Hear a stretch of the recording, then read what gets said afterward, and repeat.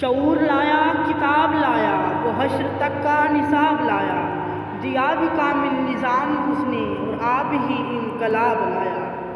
وہ ہر زمانے کا راہ پر ہے، میرا پیغمبر عظیم تر ہے۔ شعور کی گتھیاں عاجز ہیں، عقل کی انتہا سجدہ ریز ہے، زبان کم مائگی کی اظہار پر مجبور ہے کہ بات اس معلم کی ہے جو خالق کا شاگرد ہے اور مخلوق کا استاد ہے، جو انسانیت کا آقا ہے اور جو خیر البشر ہے۔ اس کا مائگی و بیچارگی کے عالم میں میں انہی کے دربار میں ملتجی ہوں۔ تو اے مولائے یثرب آپ میری چارہ سازی کرے، میری دانش ہے افرنگی، میرا ایمان ہے زناری۔ میں اپنی زبان کے گرے کھولوں تو کہاں سے کہ زندگیاں ختم ہوئی اور قلم ٹوٹ گئے، تیرے اوصاف کا ایک باب بھی لکھا نہ گیا۔ جاہل عرب، اجڑ عرب، بدترین عرب، انسانیت کے دشمن عرب، ظالم و جابر عرب، گناہوں اور ضلالت میں لت پت عرب کہ اچانک معلم انسانیت کے ظہور کا اعلان ہوتا ہے۔ وہ بجلی کا کڑکا تھا یا صوت ہادی، عرب کی زمین جس نے ساری ہلا دی۔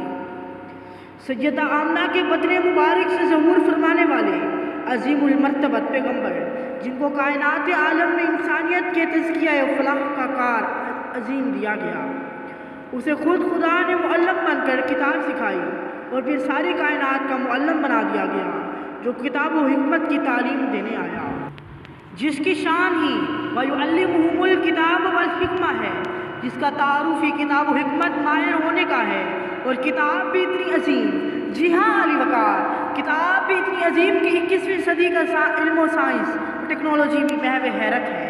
میرا نبی کس کتاب کی تعلیم دینے آیا؟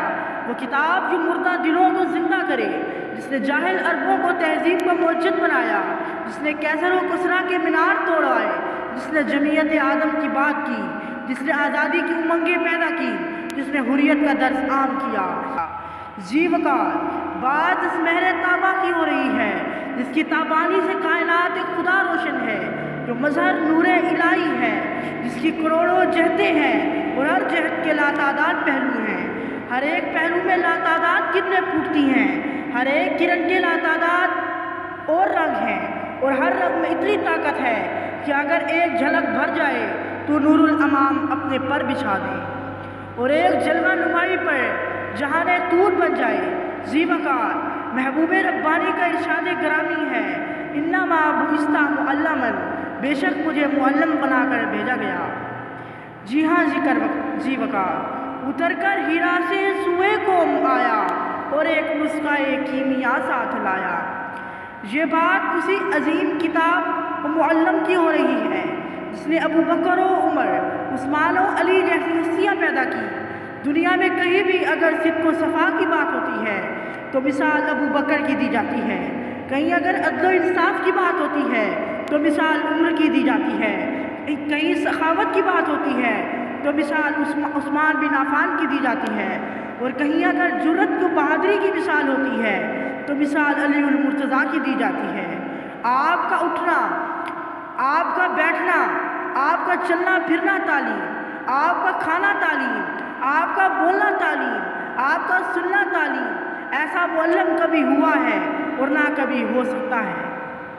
جی ہاں ذی وقار، زندگی گزارنے کے سلیقے اور تہذیب سے ناآشنا، قتل و غارت گری میں ڈوبی عرب قوم کی کایا کو پلٹ کر رکھ دینے والے معلم اعظم نبی انقلاب محمد مصطفیٰ صلی اللہ علیہ وآلہ وسلم ہے۔